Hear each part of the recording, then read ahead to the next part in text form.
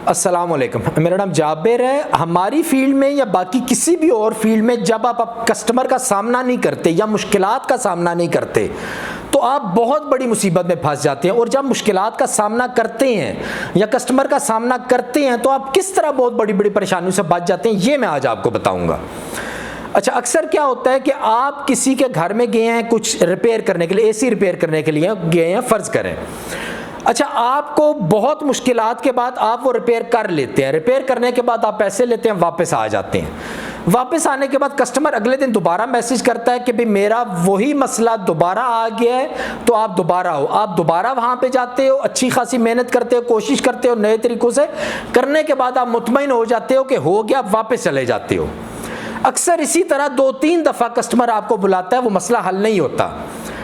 अच्छा, आखिरी दफ़ा क्या होता है, कस्टमर जब आपको फ़ोन करता है तो आप उसका फ़ोन नहीं उठाते हो। आप समझते हो आप वो मसला हल नहीं हो रहा, कोई और ही मसला है, मुझे उसका नहीं पता लग रहा, मेरे पास काम भी बहुत ज़्यादा। अब आप उस कस्टमर का सामना नहीं करते हो, बल्कि उसका फ़ोन नहीं उठाते और उसको मिलते भी नहीं हो। अब इस कंडीशन में होता क्या है कि वो उस कस्टमर ने तो अपना एसी ठीक कराना है ना, वो अब आपका बुरा भला कहता है क्योंकि आप उसका फ़ोन नहीं उठा रहे होते, और उसके बदले वो एक और लड़के को अपने घर बुलाता है एसी रिपेयर करने के लिए। अब वो लड़का जब घर में आता है तो वो देखता है कि कोई बड़ा मसला नहीं है, सिर्फ रिमोट उसके बच्चों ने उसका टेम्परेचर चेंज कर दिया होता है या मोड उसका चेंज कर दिया होता है, तो वो एसी गर्म हॉट मोड पे चला जाता है और वो इसलिए ठंडा नहीं कर रहा। लेकिन अब वो अगर कस्टमर को ये बताएगा कि सिर्फ रिमोट का मसला है तो कस्टमर तो उसको पैसे कभी भी नहीं देगा। अब वो करता क्या है, वो कस्टमर को बताता है जो पिछला आदमी जो आपका फ़ोन नहीं उठा रहा ना, उसने असल में आपका काम नहीं ठीक किया, इस वजह से ये मसला बना है, तो अब मैंने बहुत अच्छे तरीके से मेहनत करके वो ठीक कर दिया है। इसके बदले वो कस्टमर से पैसे भी ले जाता है और अब कस्टमर भी आपके खिलाफ हो जाता है और आपको गलत इंसान समझता है, और जबकि उस लड़के को अच्छा समझता है और आइंदा के लिए उसी को हमेशा अपने घर काम के लिए बुलाता है। तो ये वजह असल में बनी क्यों है, क्योंकि आप में एक गंदी आदत है, आप चीज़ों का सामना नहीं करना चाहते हो, इस वजह से ये मसला बना है। अच्छा, एक और मिसाल ये है कि एक दफ़ा मेरे लड़के कहीं से फ्रिज लेके आए, फ्रिज उन्होंने रिपेयर की, रिपेयर करने के बाद कस्टमर को वापस दे दी, उससे माकूल पैसे ले लिए। माकूल पैसे लेने के बाद अब हुआ क्या कि 2 दिन के बाद दोबारा वो फ्रिज ख़राब भी होगी और कस्टमर गुस्से में था। कस्टमर को नहीं था पता ये मसला क्या बना है। अच्छा, लड़कों ने जाके वहाँ पे देखा कि जो उन्होंने मसला किया था ना, जो उसके लीकेज थी, वो लीकेज रिपेयर करके उसमें रेफ्रिजरेंट भरी, वो मसला वहाँ ठीक हो गया था, उसका कोई इशू नहीं था। एक नया मसला बन गया था उनके कि पावर का वोल्टेज कोई ज़्यादा आए तो उसका पीसीबी कार्ड उड़ गया था। अब कस्टमर क्या सोच रहा था कि 2 दिन पहले मैंने रिपेयर कराया तो इन्होंने ठीक तरीके से रिपेयर नहीं किया। अब कस्टमर गुस्से में था और वो यही समझ रहा था कि जो मेरे जो टेक्नीशियन है उनकी गलती है ये सब। अब टेक्नीशियन मेरे डरते थे, वो सामना नहीं थे कर रहे, उसका फ़ोन उठाना छोड़ दिया, उसके पास जा नहीं थे दोबारा, क्यों कस्टमर गुस्से में था। अच्छा, लेकिन मैं अब सामना करने वाला आदमी था, मैं सामने गया, मैंने कस्टमर को फ़ोन किया, मैंने कहा ये बात है, आप आ जाओ, हम बात करते हैं आपस में, आपका कोई भी मसला है वो मैं हल करूंगा। अगर मेरी तरफ से कोई नुकसान हुआ है, मेरे टेक्नीशियन से कोई नुकसान किया, बिल्कुल बेफिक्र हो, मैं आपका पूरा नुकसान पूरा करूंगा। अच्छा, जब वो आदमी मेरे पास आया, आने के बाद मैंने उससे बात की, मैंने उसको समझाया कि ये मसला नहीं है, हमने तो पीसीबी का कोई काम किया ही नहीं है, हमने ये रिपेयरिंग की थी, ये रेफ्रिजरेंट डाली है, ये दूसरा मसला है।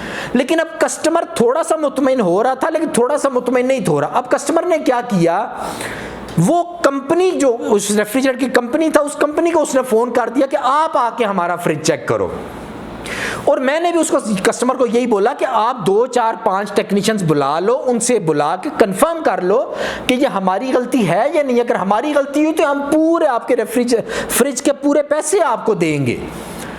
अच्छा, अब क्या था कि उस आदमी ने जाके कंपनी को जब फ़ोन किया, कंपनी वाले ने वहाँ पे आना था, लेकिन जब कंपनी वाले ने वहाँ पे आना था ना, तो उसने आते ही हमारी बुराइयाँ करनी थी कि हमारी वजह से ही ये सब कुछ हुआ है। तो मैं क्योंकि चीज़ों का सामना करने वाला इंसान था, मैंने कस्टमर को एक ही बात बोली थी, मैंने कहा जिस भी आदमी को आप बुलाओ घर ये फ्रिज चेक करने के लिए कि गलती किसकी है, आपने मुझे लाजमी वहाँ पे बुलाना है। ये नहीं कि वो आपको खुद से कहानियाँ सुना के चला जाए और आप उस पर यकीन करो। जब वो आए आपने मुझे बुलाना है और फिर उसको बोलना है कि मुझे ये बात साबित करे कि यह हमारी गलती है। इस एक बात करने की वजह से हम लोगों का फ़ायदा हो गया। उसने लड़के कंपनी को बुलाया, कंपनी ने ऐसा ही किया, कंपनी ने आते ही बोला कि ये जो लड़के थे उन्होंने गलत किया, तो उनकी गलती है ये सब। जब उसने मुझे फ़ोन किया, मैं वहाँ पे गया, वहाँ पे जाके मैंने उस कंपनी वालों से बात की। जैसे मैंने बात करनी शुरू की तो वो ये बात उसी टाइम 2 मिनट में मान गए कि ये हमारी गलती नहीं है। लेकिन इस बड़ी मुसीबत से हम किस तरह बचे थे, जब मेरे अंदर ये आदत थी कि हम चीज़ों का सामना किया करें। इसी तरह एक दफ़ा बहुत अरसा पहले रमज़ान के टाइम पे बहुत ज़्यादा रश होता है काम का, बड़े बड़े होटल्स होते हैं, वहाँ पे आप अगर टाइम पे नहीं पहुँचते, टाइम पे एसी नहीं रिपेयर करते, तो वो वहाँ पे जो लोग आए होते हैं वो कंप्लेन करते हैं और बहुत बड़ा नुकसान हो जाता है वो जो बिज़नेस कर रहे होते हैं जिनको बिल्डिंग्स होती है। मैं 5-6 दिन से बहुत ज़्यादा मसरूफ़ था, दिन रात मैं सोया भी नहीं था। उस ज़माने में मैं खुद काम किया करता था, मैं बिल्कुल सोया नहीं था 4-5 दिनों से, या बहुत कम नींद की थी, मैं थका हुआ था, कहीं से बहुत दूर से सफ़र भी करके आया था।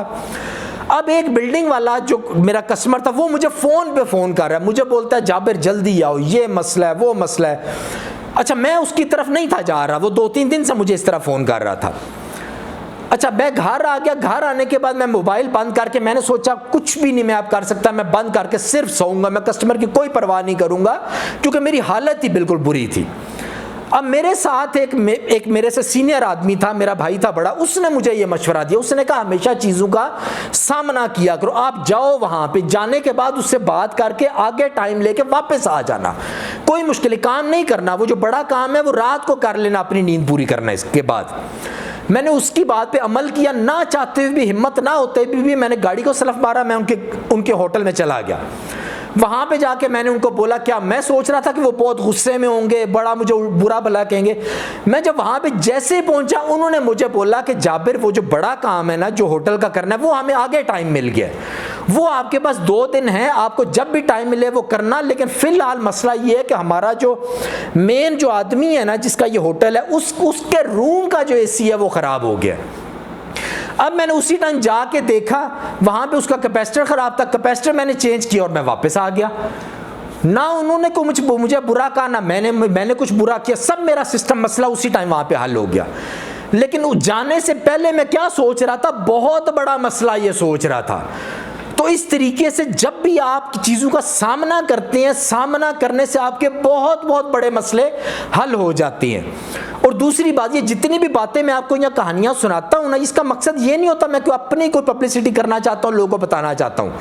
ये कहानी सुनाने से एक तो आपको समझाना आसान हो जाता है, और आप जिन मसलों का असल में शिकार हैं, क्योंकि आप लोग ये समझते हैं सिर्फ काम सीखने से हम तरक्की करेंगे, काम सीखने से कभी नहीं करेंगे। ये जो बातें मैं आपको सिखाता हूँ, इन चीज़ों को अपनी ज़िंदगियों में इस तरीके से अमल करने के बाद आप तरक्की कर सकेंगे। काम सीखना तो बिल्कुल एक छोटी सी चीज़ है, ये जो बाकी मामलात हैं, एक एक मामला आप सीखेंगे तो ही आप तरक्की करेंगे। तो आज के लिए इतने काफ़ी है, दुआ में याद रखिएगा। अल्लाह हाफ़िज़।